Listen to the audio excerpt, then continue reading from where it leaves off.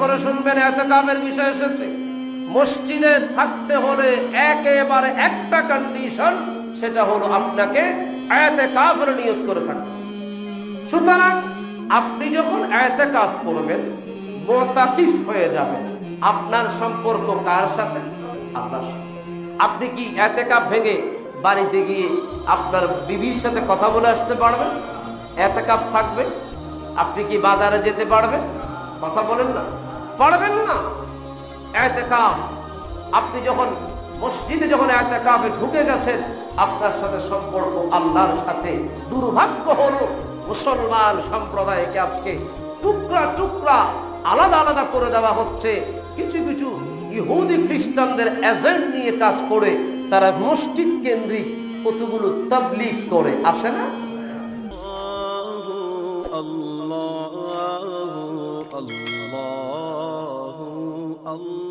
আউযু বিল্লাহি মিনাশ শাইতানির রাজীম।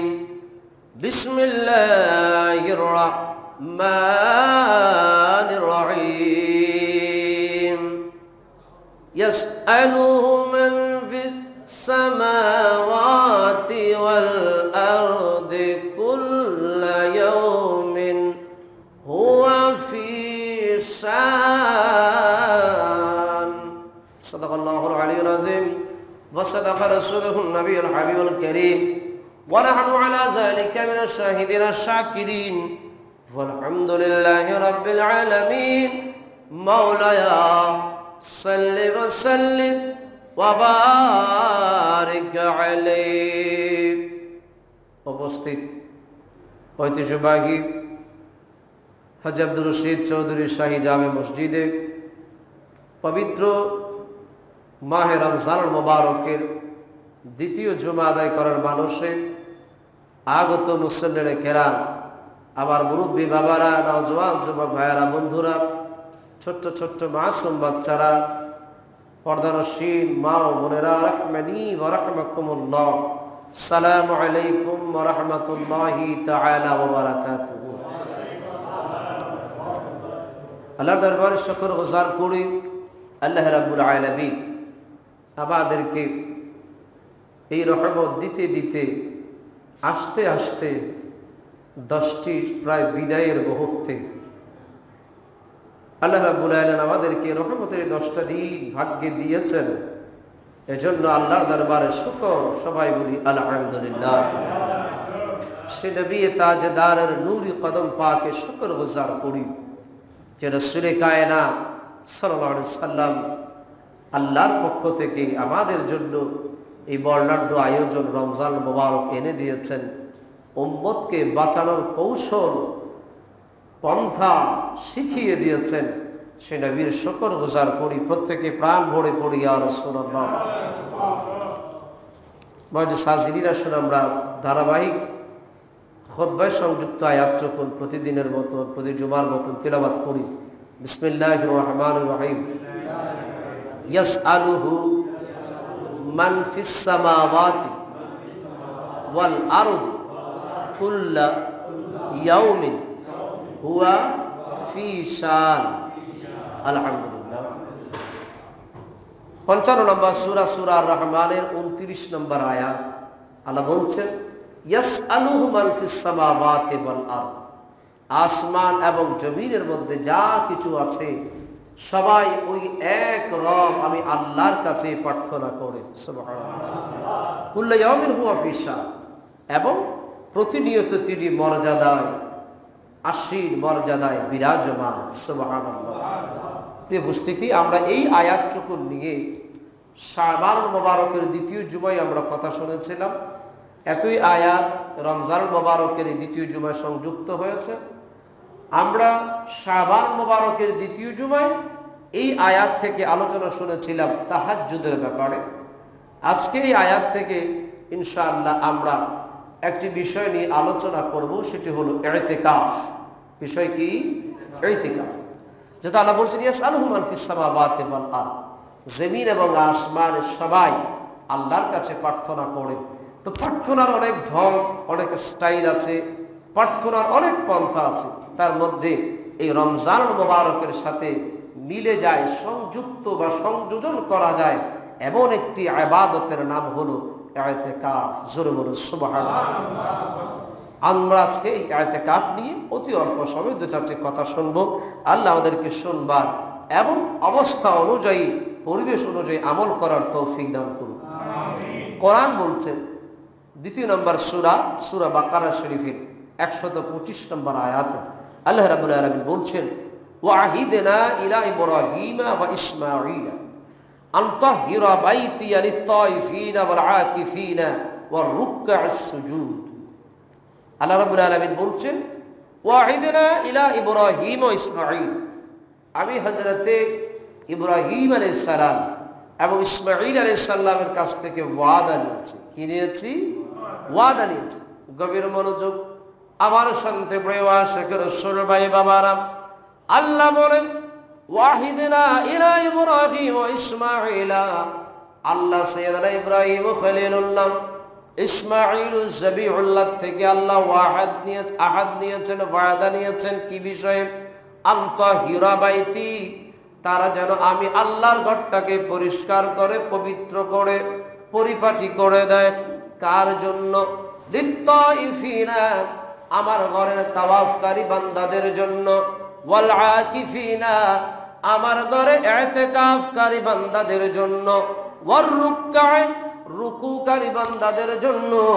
ওয়াস সুজুদে, এবং সিজদাকারী বান্দাদের জন্য। কি মানে? আল্লাহ বলছেন, ওগো ইব্রাহিম ইসমাঈল, আমার ঘরটা পরিষ্কার পরিচ্ছন্ন পরিপাটি করে নাও, পরিমার্জিত সুন্দর করে নাও, সুন্দর পরিবেশ তৈরি করো। কারণ আমার এই ঘরের মধ্যে আমার বান্দারা তাওয়াফ করবে, ইতিকাফ করবে, রুকু করবে, সিজদা করবে। উচ্চ স্বরে বলুন সুবহানাল্লাহ। এখান থেকে বোঝা যাচ্ছে ইতিকাফকারী বান্দার জন্য আল্লাহর ঘরটাকে পরিষ্কার করার হুকুম দিয়েছেন আল্লাহ নবী ইব্রাহিম ও ইসমাঈল আলাইহিস সালামকে। ইতিকাফের এতটুকু মর্যাদা হাদিসে পাকের মধ্যে এসেছে, বুখারী শরীফের মধ্যে আবওয়াবুল ইতিকাফ, বাবু আল ইতিকাফু ফিল আশরিল আওয়াখির, হাদিস নাম্বার 2026। ইতিকাফ আমরা রমজানের ইতিকাফ কোন দশকে করি? শেষের দশকে, নাজাতের দশকে। 20 তারিখ চন্দ্র সূর্য ডুবার আগে আগে আমরা ঢুকে যাই, ইতিকাফ করি। শাবাল মাসের চাঁদ দেখা গেলে আমরা ইতিকাফ ভেঙে ফেলি। এই যে 10 দিন বা 9 দিন বা আরো যে সময়টা, এই সময়টা অত্যন্ত গুরুত্বপূর্ণ। বুখারী শরীফের হাদিসে পাকের মধ্যে এসেছে, আন আয়েশা রাদিয়াল্লাহু তাআলা আনহা জাওজান নবী সাল্লাল্লাহু আলাইহি ওয়াসাল্লাম আন্নান নবী সাল্লাল্লাহু আলাইহি ওয়াসাল্লাম কানা ইয়াতাকিফুল আশরাল আওয়াখির মিন রমাদান হাত্তা তাওয়াফাহু আল্লাহু সুম্মা আতাকাফা আজওয়াজুহু মিন বা'দিহি। আল্লাহর নবীর বিবি আমাদের আম্মাজান আয়েশা সিদ্দিকা রাদিয়াল্লাহু তাআলা আনহা বলেন, পৃথিবীর মানুষ মনোযোগ দিয়ে শোনো, আমি আল্লাহর নবীকে দেখেছি। আমার নবী তাওফাত, আমার নবীর ইন্তেকাল পর্যন্ত আমার নবী প্রতি রমজানের শেষ দশকে আল্লাহর ঘরে ইতিকাফ করত। জোরে বলুন সুবহানাল্লাহ। হাদিসে পাকের মধ্যে আম্মা আয়েশা সিদ্দিকা বলেন, আল্লাহর নবী ইতিকাফ করেছেন। আল্লাহর নবীর ইতিকাফ যখন আমার নবী যখন দুনিয়া থেকে পরদা নিল, নবীজির পরে নবীজির বিবিরাও রমজানের শেষ দশকে ইতিকাফ নিয়েছেন। তাহলে এখানে পুরুষ এবং নারী উভয়ের ইতিকাফের মাসালা পরিষ্কার হয়ে গেল। সুবহানাল্লাহ। মুসলিম শরীফের মধ্যে একই হাদিস, কিতাবুল ইতিকাফে বাবু ইতিকাফুল আশরিল আওয়াখির মিন রমাদান, হাদিস নাম্বার 1172। একই হাদিস আম্মা আয়েশা সিদ্দিকার হাদিসটা কোট করেছেন। রাসূল পাক রমজানের শেষ দশকে ইতিকাফ করতেন। নবীজির পরে নবীজির বিবি সাহেবানগণ ইতিকাফ করেছেন। জোরে বলুন সুবহানাল্লাহ। ইতিকাফকারীর মর্যাদাটা কেমন, ইতিকাফ করলে কি লাভ আমাদেরকে একটু জানতে হবে। সুনানে ইবনে মাজার মধ্যে একটি হাদিস শরীফ এসেছে, কিতাবুস সিয়াম, বাবু ফি সাওয়াবিল ইতিকাফ। ইতিকাফের সওয়াব সম্পর্কে একটি বাব অধ্যায় রচনা করেছেন সাহেব ইবনে মাজাহ। হাদিস নাম্বার 1781। হাদিসের ইবারত, আন ইবনে আব্বাস রাদিয়াল্লাহু তাআলা আন্না রাসূলুল্লাহ সাল্লাল্লাহু আলাইহি ওয়াসাল্লাম قال في المعتكف هو يعكف الذنوب ويهجى له من الحسنات كعامل الحسنات كلها সুবহানাল্লাহ। আল্লাহর নবী বলেন, যিনি ইতিকাফ করবে তাকে মুতাকিফ বলা হয়। ইতিকাফকারী বান্দা, সে ইতিকাফ করলে আমার নবী বলে মুতাকিফ বান্দা সকল খারাপ কাজ থেকে নিজেকে আলাদা করে, নিজেকে সেফ করে, নিজেকে ফরহেজ করে হেফাজত করতে পারে এমন একটা বান্দার নাম হলো ইতিকাফকারী বান্দা। জোরে বলো সুবহানাল্লাহ। আল্লাহর নবী বলেন, ওয়ায়ুজরা লাহু মিনাল হাসানাত, এবং তার জন্য ভালো কর্ম, তার জন্য ভালো কাজ কেমন হবে। আপনি ইতিকাফ না করলেন, বাহিরের মধ্যে থাকলেন, ইতিকাফ না করা অবস্থায় থাকলেন, একটা ভালো কাজ করতেন, সওয়াব পেতেন। আমার নবী বলে, বান্দা ইতিকাফ করে ভালো কাজ না করে ইতিকাফ অবস্থায় ওই কাজের সওয়াব আমার আল্লাহ তার আমলনামার মধ্যে দিয়ে দিবেন। এই যে আজকে মারা গেল, কি নাম, মরহুম জাহাঙ্গীর সাহেবের জানাজা হবে। ধরুন আপনি মসজিদে ইতিকাফ, আপনি জানাজা যেতে পারবেন না, কিন্তু আপনার মন ছোট করার সুযোগ নাই। আমার রাসূল বলে, জানাজার সওয়াব আল্লাহ তুমি ইতিকাফ করার কারণে তোমার আমলনামার মধ্যে তুলে দিবেন। একটা মানুষ অ্যাক্সিডেন্ট করেছে, আপনি তাকে হাসপাতালে নিয়ে যেতে পারলে, তার জীবনটা রক্ষার সহায়তা করতে পারলে সওয়াব পেতেন। মসজিদে ইতিকাফ করার কারণে পারলেন না, নবী বলে, উম্মত চিন্তার সুযোগ নাই, কোনো কারণ নাই, আমার আল্লাহ ওই সওয়াবও তোমাকে দিয়ে দিবেন। ইতিকাফকারী বান্দা এমন অবস্থা। শুআইবুল ঈমান এবং বাইহাকিতে একটা হাদিস শরীফ এসেছে, আল্লাহর নবী বলে, গভীর মনোযোগ আমার শান্তপ্রিয় আশিক রাসূল ভাই বাবারা, আমার নবী বলে, যে ব্যক্তি আল্লাহর সন্তুষ্টির জন্য বিওয়াজিহিল্লাহ, আল্লাহর খুশির জন্য একদিন ইতিকাফ করে, কয়দিন? একদিন। যে ব্যক্তি ইতিকাফ করে আল্লাহর সন্তুষ্টির জন্য, আল্লাহর নবী বলে, আল্লাহ তার এবং জাহান্নামের মধ্যে 3 খন্দক দূরত্ব সৃষ্টি করে দেন।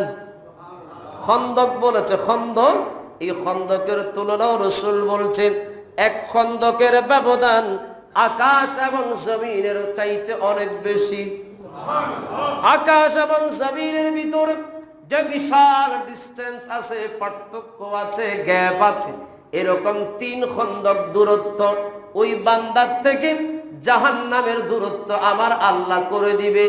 ওই বান্দার জন্য যে আল্লাহকে খুশি করার জন্য মসজিদে একটা দিন ইতিকাফ করবে, সুবহানাল্লাহ। একদিন যে ইতিকাফ করবে তার এতটুকু সওয়াব আল্লাহ দান করবেন, সুবহানাল্লাহ। আমার ভাইয়ারা, এই যে আমরা ইতিকাফ করি, এটাতে লাভ আছে কিনা বলেন? লাভ আছে। এটা কেমন ইতিকাফ?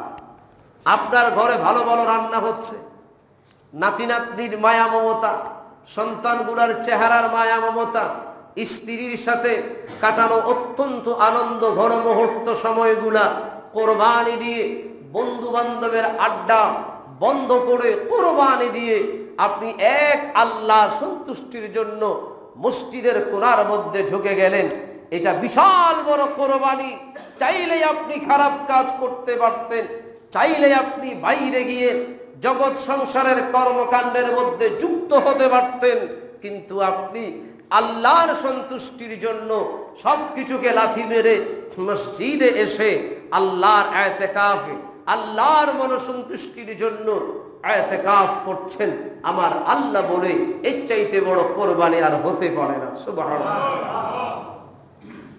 আপনি তো কবরে চলে যাবেন, সেটা ইচ্ছাকৃত না, সেটা ইচ্ছাকৃত না। কেউ কি ইচ্ছে করে কবরে যেতে চায়? কেউ মরতে চায় না পৃথিবীতে, আমিও চাই না, কেউ চায় না, সবাই থাকতে চায়। কিন্তু এই যে ইতিকাফ, এটাও তো একেবারে জগৎ সংসার থেকে আলাদা। আপনি কোন রকম জগৎ সংসারের সাথে যোগাযোগ রাখতে পারবেন না ধর্মীয় কাজকর্ম ছাড়া। আপনি আলাদা একটা জগৎ, আলাদা একটা অবস্থা, আলাদা একটা ব্যাপারের মধ্যে আপনি চলে যাবেন। এই যে আপনার মনটাকে আপনি স্ত্রী, পুত্র, নাতি নাতনি, আপনজনের মায়া থেকে ত্যাগ করে একেবারে তাদের সাথে যোগাযোগ বিচ্ছিন্ন করে আল্লাহর গোলামির মধ্যে মনোনিবেশ করলেন, আপনার কি মনে হয় আমার আল্লাহ আপনার মতো বান্দাকে ভালো না বেসে পারবেন? পারবেন?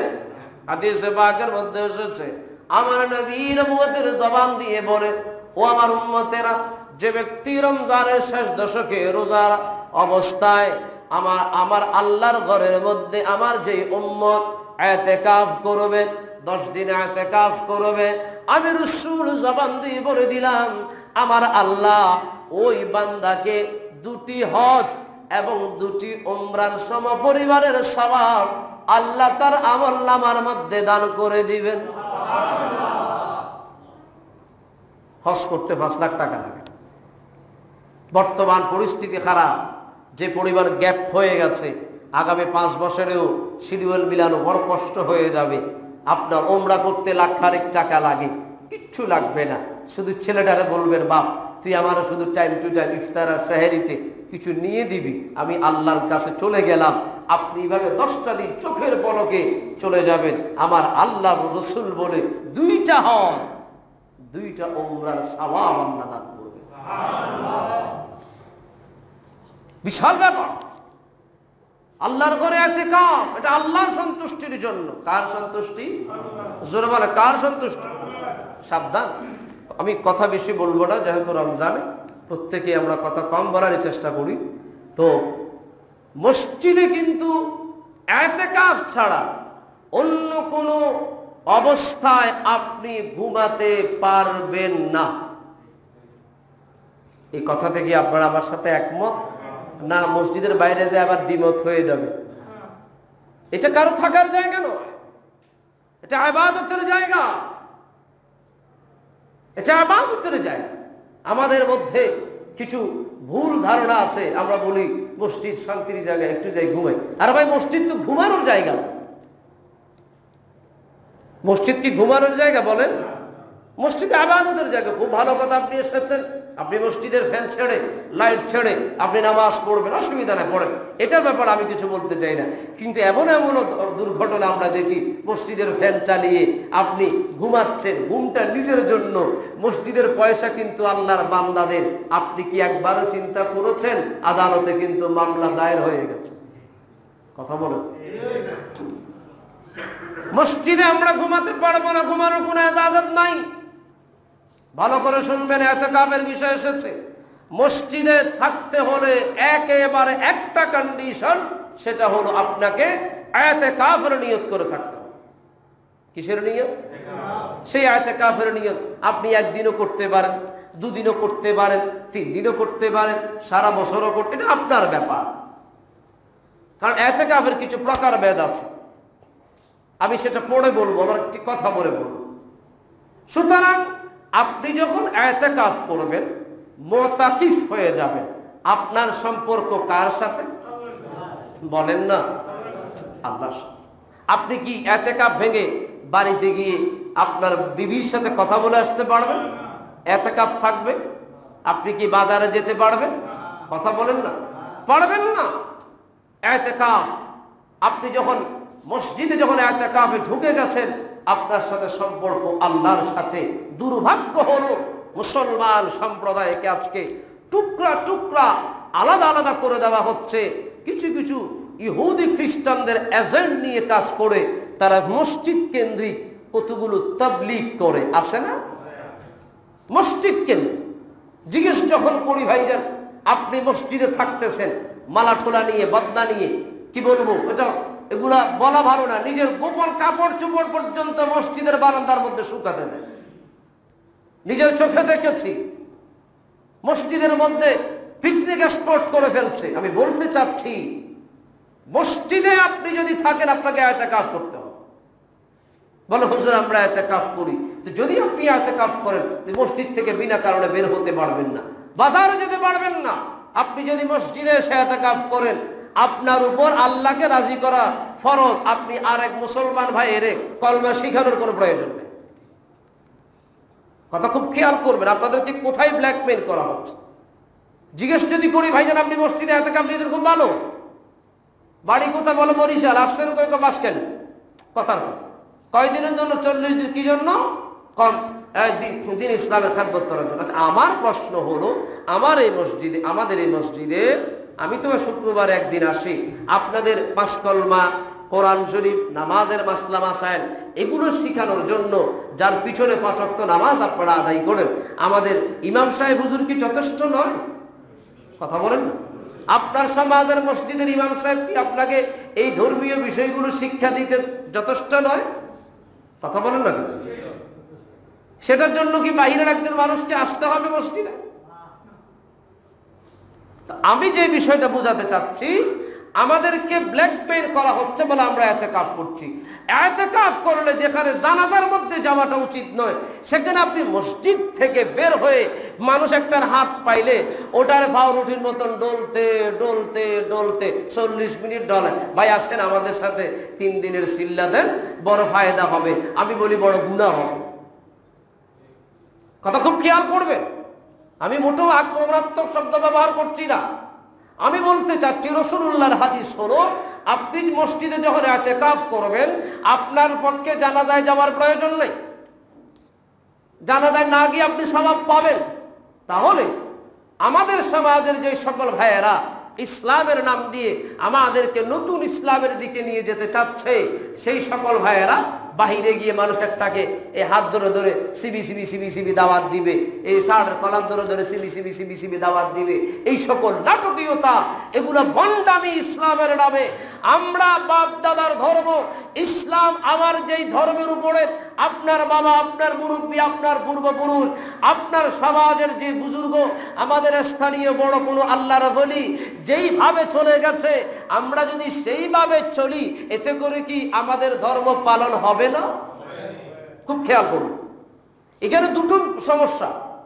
একটা হলো ইসলামকে পুঁজি করে, মসজিদকে দখল করে তারা মানুষকে বিভ্রান্ত করে আলাদা একটা সমাজে নিয়ে যেতে চাচ্ছে। আরেকটা ব্যাপার হলো, আমাকে একজন বলে, এক ভাই, আমি নাম ধরে কাউকে ছোট করতে চাই না, একটা প্রজাতি, এটা এগুলো বিচ্ছিন্নবাদী, এগুলা বলে যে হুজুর বাগদা রসুল পাক সাল্লাল্লাহু আলাইহি সাল্লামের আমলে, রসুল পাকের আগের, রসুল পাক যেই বংশ দিয়ে আসছে বা তার আগের বাপ দাদার ধর্ম, ওগুলো তো অবশ্যই শিরকি বেদাতের মধ্যে নিমজ্জিত ছিল। রসুল পাক কি নতুন করে ইসলামটাকে তৈরি করে না? আমি বললাম, তোরে যে বুঝাইছে হেও পাগল, তুইও পাগল। তার কারণ রসুল পাক সাল্লাল্লাহু আলাইহি সাল্লামের রক্ত মুবারক বাবা আদম থেকে শুরু করে যে নসব নামে এসেছে, এটাকে মুফাসসিরিন কিরাম এই রক্তের নাম দিয়েছে। একটা হানিফ সম্প্রদায় ছিল। হানিফ মানে যারা শিরকের মধ্যে নিমজ্জিত ছিল না, তারা এক আল্লাহর ইবাদতে মগ্ন থাকত। মানে আপনাকে বোঝাচ্ছে, আপনি যেভাবে নামাজ পড়ছেন এটা হচ্ছে না, এটা আমাদের বাপ দাদারা ভুল করে গেছে, সেজন্য কি আমরাও করবো? বাহ, বাপ দাদা ভুল করে গেছে, উনি অনেক বড় পণ্ডিত। খেয়াল করবেন, আমি বলতে চাচ্ছিলাম আপনাদের এই বুরিশচরের একজন বুজুর্গ, যিনি আপনার বাবার আমলে বা দাদার আমলে ছিল, এমন একজন বুজুর্গ আলেমের নাম বলেন তো আপনারা, বলেন। কেউ নেই? হ্যাঁ, মাওলানা জহির আহমদ। উনি কি সর্বজন শ্রদ্ধেয়? উনি সর্বজন শ্রদ্ধেয়। উনি কি নিয়ত কি বুকে বাঁধছে? কথা বলতে হবে। উনি কি জোরে আমিন বলছে? কথা খেয়াল করবে। আমার প্রশ্ন হলো, হ্যাঁ, আমার পূর্বপুরুষ মুরব্বীরা যদি ভুলে থাকতো, তাহলে আমি শুধরিয়ে সংশোধন করে সুন্দর ইসলামের মধ্যে আমি যাওয়াটা উপযুক্ত। কিন্তু আমার মুরব্বীদের মধ্যে সর্বজন শ্রদ্ধেয় কোনো মুরব্বী যদি যেই ইসলাম আমি পালন করছি, যেই ধরন আমি পালন করছি ওই ধরনের মধ্যেই তিনি যুক্ত ছিল, তাহলে আশা করা যায় আমি সঠিকে আছি। হুজুর মক্কা শরীফে এমনি করে, মক্কা শরীফে এমনি করে, তো মক্কা শরীফে তো কিছুদিন আগে যায় বৈধ দিছে সৌদি সরকারে, সিনেমা বানাইতে বলছে না? এটা কি ইসলামের ভিতরে? কথা বলেন না কেন? ইসলামের রাজতন্ত্রের কোনো সুযোগ নাই। সৌদি আরবে কি চলে? আমার কথার উত্তর দিতে হবে। রাজতন্ত্র চলে। আমি যে বিষয়টা বোঝাতে চাচ্ছি, মক্কা মদিনা এটা আমাদের দলিল নয়, এটা আমাদের ঈমান, এটা আমাদের দলিল নয়। খেয়াল রাখবেন, ইসলাম নিরাপদ। ইসলাম রাসূল পাক সাল্লাল্লাহু আলাইহি সাল্লাম থেকে আস্তে আস্তে আমাদের পর্যন্ত যেই সকল পন্থায় ইসলাম এসেছে, একটা পন্থায় ইসলাম নিরাপদ, সেটা হলো আওলাদ রাসূল। আমি সেটা গতকালকে একটা ফেসবুক লাইভ অনুষ্ঠানে সুফিস টিভিতে বলেছিলাম, এই হেফাজত ইসলাম, এই অমুক ইসলাম, তো এগুলো সব নাম মাত্র। টোটাল ইসলাম নিরাপদ থাকবে আওলাদ রাসূলদের কদমে, আওলাদ রাসূলের হাতে ইসলাম নিরাপদ থাকবে। আর আমরা তো সৌভাগ্যবান, বাংলার জমিনে ইমামুল আউলিয়া গৌসুল আজম ভান্ডারী আমার মদিনার রাসূল আমাদের জন্য পাঠিয়ে দিয়েছেন ইসলামটাকে হেফাজত করার জন্য। খেয়াল করবেন, আপনি মানেন আর না মানেন, আমাকে সত্য বলতে হবে। ইসলামিক লেবাস নাই। বলো হুজুর আমি অফিসে যাই প্যান্ট শার্ট পরি, হ্যাঁ পড়তে পারেন, তো সেটা ইসলামিক লেবাস নয়। তাহলে যেই মানুষটার কাছে ইসলামী লেবাসই নাই, ওই মানুষের কাছে আপনি ইসলাম থেকে কি শিখবেন? কথা বলেন, শিখার কোনো কিছু আছে ওর কাছ থেকে? নেই। যে বিষয়টা বলছি, মক্কাতে কি হচ্ছে, মদিনায় কি হচ্ছে, ওটা আমাদের বিষয় না। এগুলো আমাদের ইবরাত হাসিল করার ব্যাপার, এগুলো আমাদের বিষয় না। যেমন ধরুন, আমরা গত বছর অনেকে বলেছেন মদিনা শরীফ বন্ধ করে দিছে, আমাদের মসজিদ বন্ধ করো না কা। ওই আপনাদেরটা বন্ধ করছিলেন নি? কেন করেননি? মদিনা আমাদের দলিল না, মক্কা দলিল না, এটা ঈমানের ব্যাপার। আল্লাহ স্পষ্ট কোরআনে বলছেন, ওমান দাখালাহু, যে ব্যক্তি এই মক্কায় দাখিল হবে সেই নিরাপদ থাকবে। আপনি সেই বুঝতে পারেন নাই, এজন্য সৌদি গভর্নমেন্টের ঈমান দুর্বল, মক্কার দরজা বন্ধ করে দিয়েছে। আমি আপনাদেরকে গত জুমায় না এর আগে বলেছিলাম, কোরআনটা শেফা, কোরআন সেটাকে তো আপনাকে ট্রায়ালে দিতে হবে, রোগীর কাছে প্রয়োগ করে মানুষের কাছে পরীক্ষা দিতে হবে। পরীক্ষা দেওয়ার আগেই তো বন্ধ করে দিছে। কথা বলেন না? আমি যে বিষয়টা বোঝাতে চাচ্ছি না, ইসলামটাকে নিয়ে আমরা বিভিন্নভাবে বিভিন্ন মতালম্ব সৃষ্টি করছি, কিন্তু না। আমি আজকে আপনার দেবাগের মধ্যে শুধু এতটুকুন বলবো, আমার বাবা, আমার দাদা, আমাদের সমাজের মধ্যে সর্বশ্রদ্ধেয় একজন আলেম, বুজুর্গ, এক দরবেশ, তিনি যেইভাবে নামাজ পড়েছে, আশা করি ওইভাবে নামাজটাই ইসলামের মধ্যে আসে। এরপর আর কোনো কথা আছে? আপনি যদি বলেন আমার বাবা নামাজ ভুল করছে, আমার বাবা জোরা আমিন বলে নাই, বুকে হাত বাঁধে নাই, আমার বাবা এই 8 রাকাত তারাবি পড়ে নাই, 20 রাকাত তারাবি পড়ছে, এই জাতীয় কথাগুলো বলে আসলে আপনি মনে করছেন আপনি অনেক চালাক। না, আপনি ওই শিয়ালের মতন চালাক, ঠিক না? আমার ভাইয়েরা, আমি অনুরোধ করব, ইসলামটা যেভাবে আল্লাহর ওলিদের পথে, আউলিয়া কেরামের পথে হাঁটছে, আল্লাহর ওলিদের পথে, আমার মনে পড়ে যাচ্ছে আসলে এইগুলো একেবারে আজকে এর বাইরে, তো বলি আপনাদেরকে। রাসূল পাক বিদায় হজের মধ্যে দুটো বক্তব্য দিয়েছেন। বলেছেন, আমি তোমাদের কাছে দুটো জিনিস রেখে যাচ্ছি, একটা হলো কিতাবুল্লাহ, আর একটা হলো বলেন আহলে বাইত। একটা হাদিস, আরেকটা হাদিসের মধ্যে এসেছে, একটা হলো কিতাবুল্লাহ, আরেকটা হলো সুন্নতে রাসূল। আরেকটা কি? খুব খেয়াল করবেন। এখন বিষয় একটা, কিন্তু পয়েন্ট 3টা। দুটো হাদিসে কোরআন আছে, দুটো হাদিসে, এগুলো আমার অন্য আলোচনা মনে পড়ে গেল, সেজন্য বলছি আপনাদেরকে। দুটো হাদিসে কোরআন আছে, তাহলে কোরআন নিয়ে কারো কোনো সমস্যা? এখন হচ্ছে যে সুন্নত এবং আহলে বাইত, এই দুটোকে আপনি কাকে মানবেন? আমার ভাইয়েরা বলেন তো, যারা আজকে বুকে হাত বাঁধে, যারা আজকে জোরা আমিন বলে, তারা কি বলে? সহি, বলেন না, সহি হাদিস, মানে তারা সহি সুন্নতে নামাজ পড়ছে, ঠিক কিনা? আমরা বলছি আমরা সুন্নতে নামাজ পড়ছি। এখন দুই সুন্নতে মারামারি, এখন আপনি করবেন কেউ বলছে সহিহ সুন্নত, কেউ বলছে খাঁটি সুন্নত, কেউ বলছে আসল সুন্নত। আসলে আপনি যাবেন কোথায়?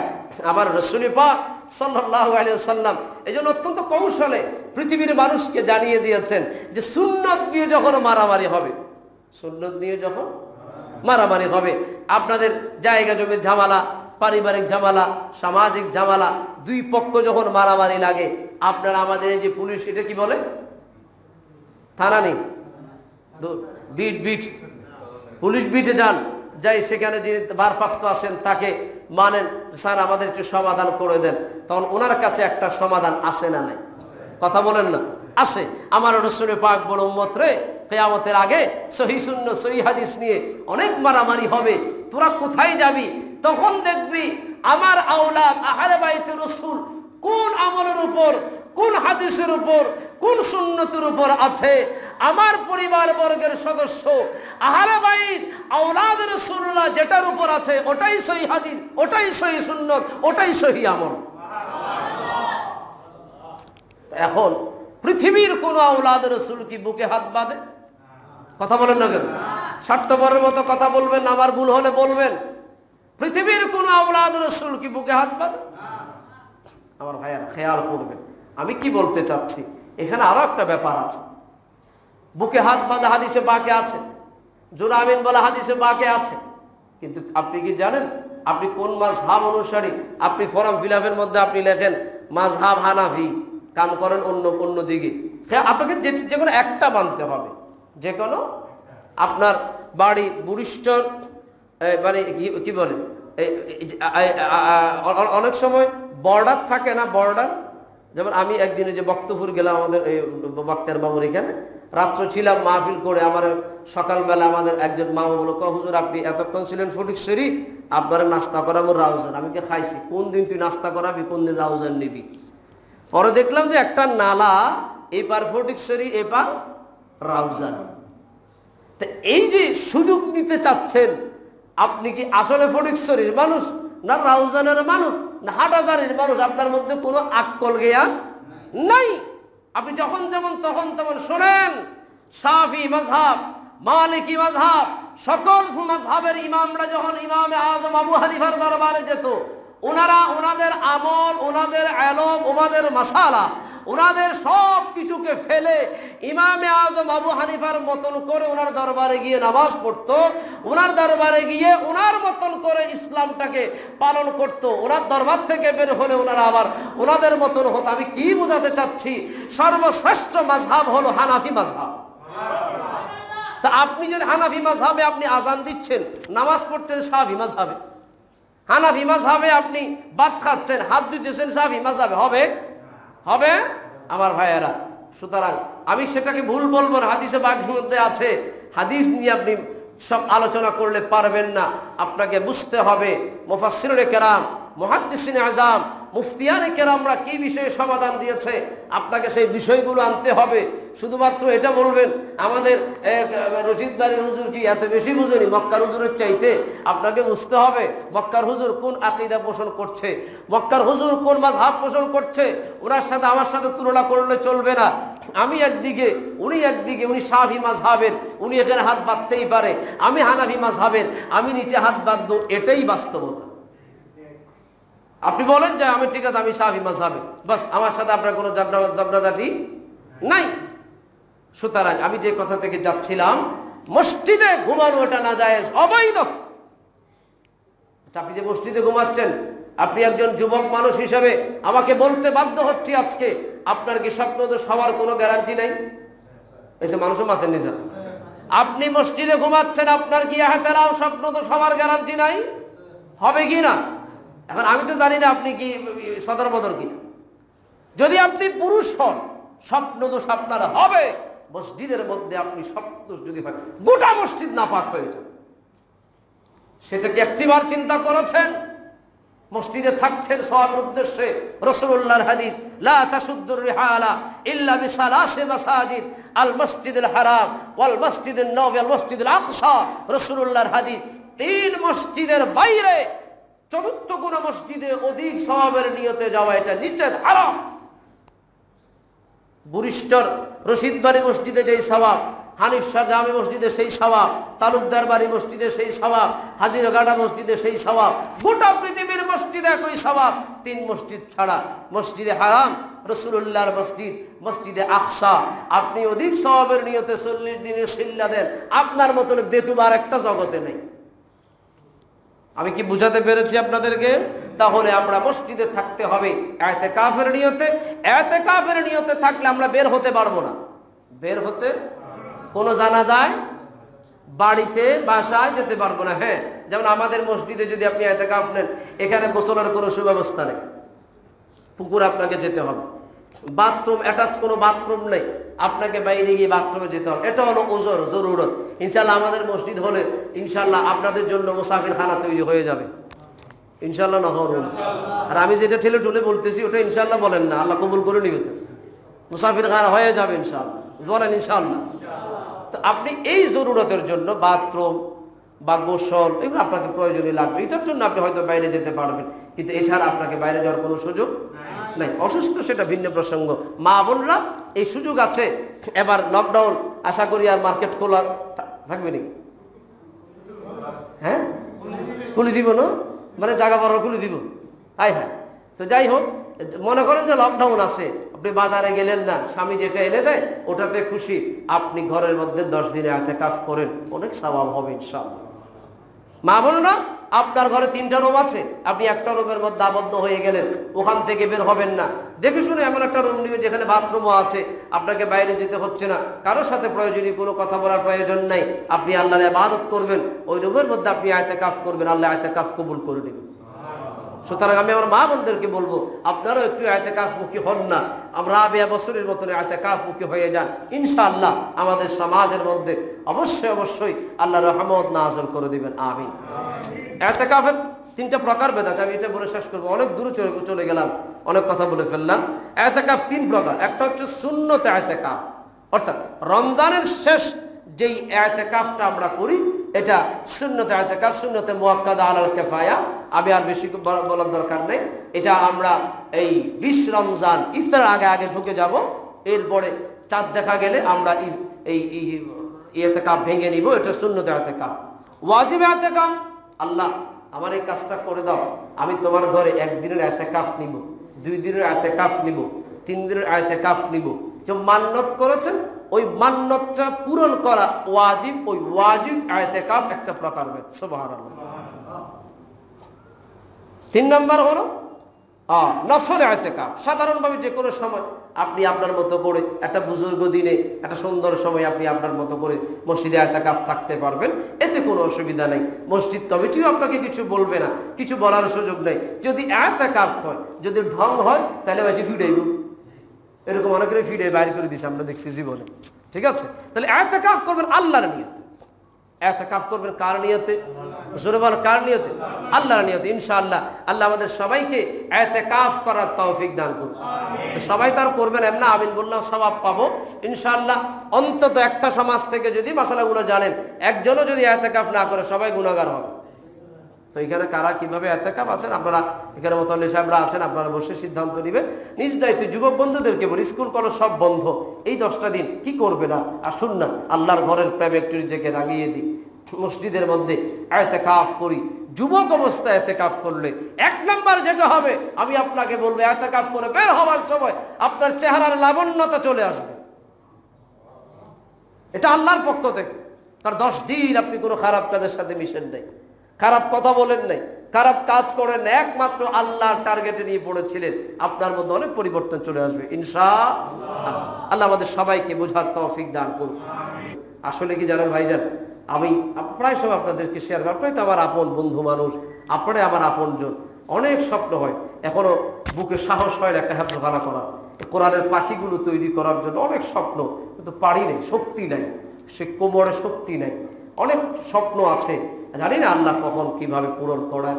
তো আপনারা যাদের নিজেদের পরিবার পরিজন আত্মীয় স্বজন দিয়ে, বুরিশচর জিয়াউল মাদ্রাসাতে দিয়ে, বিভিন্ন ধরনের যারা অনেক সংগঠন আছে যারা জাকাতের জন্য কাজ করে, বিশেষ করে আমাদের শাহ সৈয়দ জিয়াউল হক মেজবান্ডারি ট্রাস্টের যে বিশাল জাকাত তহবিলের বিশাল কর্মযজ্ঞ, মানে চোখ ধাঁধানো কর্মযজ্ঞ, এগুলো তো দেওয়ার পরে যদি আপনাদের একটু উচ্ছিষ্ট থাকে, বেঁচে থাকে, তাহলে এই গুনাহগারের মাদ্রাসার জন্য দেওয়ার চেষ্টা করবেন। এখানে আমাদের মুজিব ভাইয়ের কাছে আমি দিয়ে গেছি, আমাদের ইমাম সাহেবের কাছেও আছে, বই আছে, ইরফানের কাছেও আছে। যারা পারেন আপনাদের যাকাত ফিতরের একটি অংশ এই মাযহাব মিল্লাতের খেদমতের জন্য দেওয়ার চেষ্টা করবেন।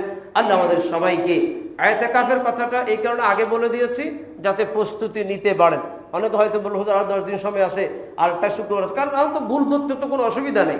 এই দেশটা স্বাধীন দেশ, কথা বলতে কোনো ট্যাক্স লাগে না, ঠিক না?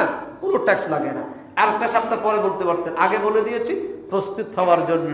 ধরেন গোটা জগৎ লকডাউন, কিচ্ছু করতে পারবেন না, মসজিদে ঢুকে যান আল্লাহর ইবাদতের জন্য। আল্লাহ আমাদের সবাইকে কবুল করুন, আমিন। ওয়া আখিরু দাওয়ানা আলহামদুলিল্লাহি রাব্বিল আলামিন। আসসালামু আলাইকুম।